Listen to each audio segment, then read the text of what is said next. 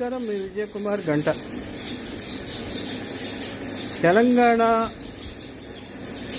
ఆంధ్ర జిల్లా సరిహద్దుల చెక్పోస్టుల్లో ఒక నిజాయితీ కలిగినటువంటి పోలీసు వ్యవస్థని ఏర్పాటు చేయాల్సినటువంటి అవసరం ఉంది. ఆ ప్రాంతాల్లో పరిచితులైనటువంటి పోలీసులను ఏర్పాటు చేయటం వల్ల గంజాయి, మాదక ద్రవ్యాలు, ఇల్సిట్ లిక్కరు, అలాగే అక్రమంగా డబ్బులు ఎత్తుకుపోయేవాళ్ళు, రకరకాల ఉమెన్ ట్రాఫికరింగ్ అన్నీ జరుగుతున్నాయని తేటతెల్లం అవుతుంది. కొన్నాళ్ళుగా ఈ విమర్శలు వస్తున్నా పట్టించుకున్న నాదుడు లేడు.